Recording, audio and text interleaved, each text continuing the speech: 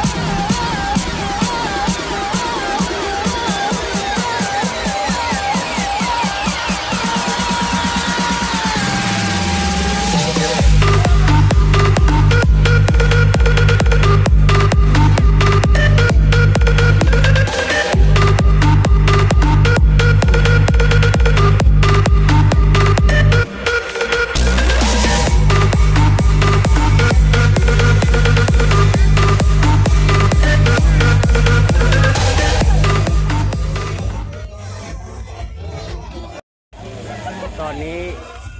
ขบวนแห่พระชาติเพิ่งกำลังได้รอบนึงแล้วแต่ว่าดอกไม้ทุกเทศค่อยได้เอาไปไหว้พระธาตุแล้วค่อยเลยมีเมียนถือเฮาไม่ได้ขบวนเยอะเกินไปสิหามุ่นเฮาแต่โคดดอกไม้เท่านี้แหละเจ้าได้รอบนึงแล้วแต่ว่าเฮายังไม่ได้จังหอบดอกไม้เฮาเอาไปไหว้ก็แล้วเฮาเลยมีเมียนถือยางน้ำหลังเพิ่นนี่เลยนี่เห็นมิสเตอร์ต้นจักอยู่สิเลยเดี๋ยวไปหามิสเตอร์ต้นก่อนมาพร้อมทีมงานแต่ว่าทีมงานเฮามีเฮามานำเฮ้ยพ่อได้เป็นมู่เดียวไว้ยางน้ำเดียวไหมนี่อันนี้ศรัทธามาจากเมืองหนองโบกมาไก่ได้นี่นะมาคูปีเขามาหลายปีซ้อนแล้วตั้งปีละ3 ปีซ้อนแต่ว่าเฮาปีทำอิฐเฮาสักกะหูว่ามีพระธาตุอยู่นี่บุญมีฮอดยอดมีเกี้ยวมีได้มาฮอดพระธาตุเมืองพรถ้าอย่าลืมทุกปีคงเดินซี่เพ่งเพิ่นจะนมัสการพื้นเท่านึงนอนในเลิกอะก็เลิกเยอะมากกับมาโฮมได้ในปีหน้าปีนี้มันผ่านไปแล้วนะตอนนี้ค่อยอยู่เป็นมื้อ14 ค่ำของเดือน4นะนี่เบื้องทางหลังนี่ประชาชนทางหลังนี่มากันหลายขนาดเลยมาจากหลายบ้านนะเข้ากับมาจะไก่มีไก่ยังพวกฮอดพี่มาตั้งแต่3 โมงคืนผู้ย่านมีท่านเขา ด้หาเก็บของดีได้เว้ย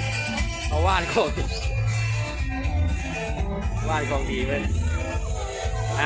เอาหากก็ได้เครื่องหอบเขาได้หอบเครื่องนึงกับหอบนึงแล้ว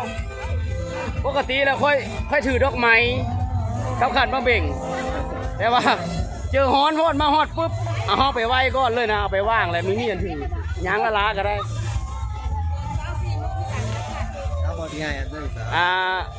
อันนี้ได้แล้วดอกนึง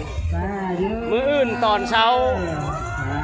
ตอน4 โมงเช้าของมื้อนี้แหละมีมันมื้ออื่นได้4 โมงเช้าของมื้ออื่น3 โมงตักดังๆเลย3 โมง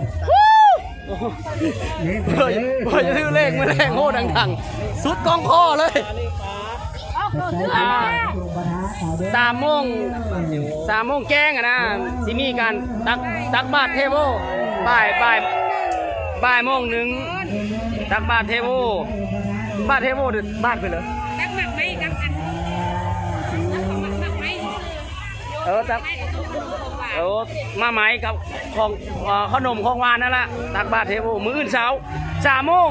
เฮาขึ้นว่าตักบาตรเทโวมื้อคืนนี้เฮามาแต่3 โมงมื้อคืนนี้มาแล้วมีเสมออยู่ไม่มีไปเลยนอนสักกระตื้นนี่ที่จริงนะมื้อแรงตักบาตรเทโวน่ะตอน3 โมงแล้วก็ตอนเช้าก็ตักบาตรถวายสังฆทานตักบาตรเนี่ยคู่มื้ออื่น6 โมง 7 โมงมื้ออื่นมื้อ15ยังนี่บ่บุญนะยังมื้ออื่นหาจำศีลภาวนามื้ออื่นน่ะจำศีลภาวนามื้ออื่นน่ะมีเสียงตู้แต่ว่ามื้อแรกมีเสียงตู้แน่นอนสำหรับสายบุญทั้งหลายก็เสื้อสุดขาวมาห่มขาวเด้อมื้ออื่นแต่เฮาสายเหลืองเฮามื้อก่อนแล้วมื้อแรงเลิกเฮามื้อเลยในลบนึงแล้วยังอีกหอบนึงแต่ว่าเฮาหาก็ได้2 หอบได้หอบเดียวเขาได้2 หอบแล้วเพราะว่าเฮามาช้าโพด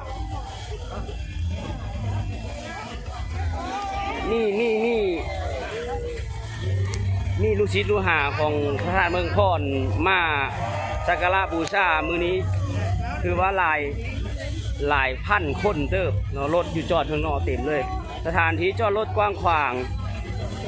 เหมาะกับการที่สำหรับผู้เลิศที่เยอะมากสักการะบูชาก็มาได้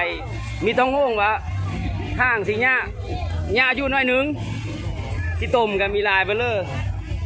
แต่ทางมาฮอดทีแต่ว่าทางไปฮอดถ้ำมีถ้ำอีกจะธาตุเมืองพรไปแล้วประมาณกิโลนึงเขาว่ามีถ้ำเป็นถ้ำพระจันทร์เพราะว่าจะมักเราถ้ำพระอินทร์ถ้ำพระจันทร์ถ้ำเมืองพรถ้ำมีขุนน้ำพร้อมถ้ำขุนพ่ออยู่น้ำประมาณนี้แหละเดียวมื้ออื่นเฮาสิพาไปเบิ่งถ้ำเนี่ยเลิกอะเซิร์นโซนพุทธนิกชนทั้งหลายปีหน้าเพราะว่าปีนี้เฮามีฮู้จักปีหน้าฮู้จักแล้วเขาอาจจะได้มาสำหรับทางมากอะธาตุเมืองพรตั้งอยู่เมืองแค่บ้านดอยนะสิประมาณนี้แหละมาเป็นเมืองบางบดเป็นเมืองเก่าแก่แต่เฮายังมีฮู้จักข้อมูลพระธาตุเพิ่นสร้างมาได้จากปีแล้วเดี๋ยวก็สิไปหาข้อมูลนำผู้เฒ่าผู้แก่แถวนี้แหละและสิมาเล่าสู่ฟังอีกทีหนึ่งสำหรับข้อมูลพระธาตุเมืองพรว่าเพิ่นสร้างปีเลยปัจจุบันนี้อายุเพิ่นได้จาก100 ปีแล้วประมาณนี้เพื่อจะถือเลขโคดังๆเด้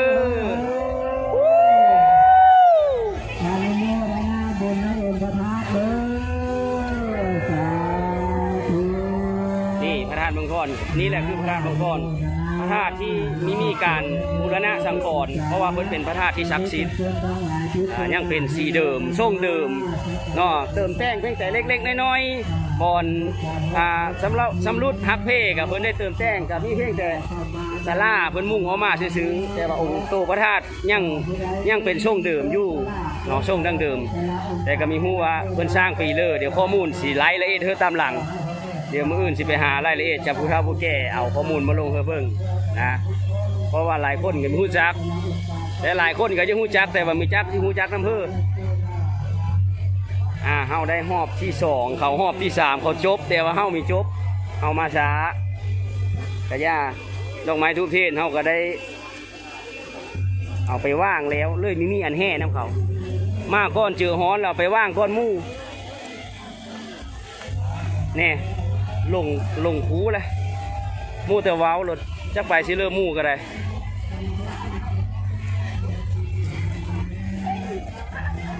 นี่ผู้สาวทั้งหลังเลยจักผู้สาวหรือเมย์เขามีจักได้เห็นยิ้มมากกับว้าวผู้สาวเลยแหละเนี่ยเขาเจ้าครบแล้ว3 รอบแต่ว่าเฮาได้2 รอบโอเคแล้วเพราะว่าเฮายางนี่ได้10 รอบแล้วมีเม้นแต่3 รอบแต่ว่าเอาพิธีแท้ๆละ3 รอบแต่ว่าเฮายาง10 รอบแล้วตั้งแต่เช้าผูกเดี๋ยวจะน้อยจังไปสัมภาษณ์ผู้สาว2 คนนี้ว่าเขาเจ้ามาจากบ้านเลยแต่หาเกิบก้อนตัวนี้นะลงบนเกิบลงบนพดเกิบเกิบมาด่าเขามีผู้เอาดอกสีเลยวะลงสีได้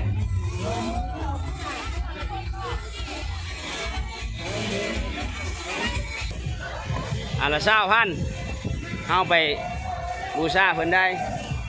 ไปซ่องวงดนตรีกันแป๊บแบบนี้นะกระเทินได้เบาชุดแรกกะเนี่ยรถจอดสำราบอยู่หลายพันคนได้หลายพันชีวิตที่เฮามานมัสการพระธาตุเมืองพรในปีนี้เฮากับเป็นปีทำอิฐที่ค่อยได้มาเยี่ยมยามถามข้าวได้มาสักการะบูชาได้มาขอเป็นลูกเป็นหลานเพิ่นเพิ่นเบิ่งแย่งเพิ่นคุ้มครองเพิ่นตกขุมบุญได้ฝากไว้ซ้ำนี้เสียสำหรับมือนี้ณตอนนี้งานนมัสการพระธาตุเมืองพรทุกๆปีของเดือน4 เพ่งอย่าลืมปีหน้าสุมเจ้าอย่าพลาดโอกาสนี้มาแห่พระชาติเพิ่งแห่บุญแห่กุศลนำกันมาเป็นลูกเป็นหลานพระธาตุเมืองพรนำกันพร้อมกับทีมงานบนตรีเชียงสอนของพวกเราสำหรับมือนี้คอยผู้เดียวนี่แหละทีมงานก็มีไปน้ำโซนผู้เลือเฮาวัดก็มีเฮาจะคนยังมีผู้เลือล้างหน้าท่าตายังมีผู้เลือล้างหำยังมีผู้ล้างหำมีกล้าเฮาวัดมีแต่คอยผู้เดียวที่สะอาดมีสุกปรกคือเขานะคอยก็เลยเฮาวัดได้เอาเป็นว่าคลิปนี้จบไว้ซ้ำนี้นอนในเลิกกะฝ้าทุกคนกดไปเลยซับตะไคร้บอกเขาว่านะกดไลค์กดแชร์ประมาณนั้นแหละเนาะเอาการหน้าพอกันไหมนะอย่าลืมเดือนปีหน้ามาโฮมบุญโฮมกุศลนำกันในงานนมัสการพระธาตุเมืองพรห้าประกันความมั่นว่าปีหน้าสุขอยสิจัดใหญ่กว่านี้เนาะแผนการข้อนี้ว่าสิเอาเฮ็ดแบบสนามบินอยู่นี่แล้วเฮือย่นลงอยู่นี่แล้วก็เฮ็ดรถล่างรถไฟลาวจีนก็สิเฮือโง่มาผีเฮือมีรถไฟแล้วก็มีย่นหึนแล้วก็สิสร้างโรงแรม5 ดาวอยู่นี่เฮือเป็นสุมเจ้าบนภาคบนเจ้าอันนี้แผนแน่ประมาณ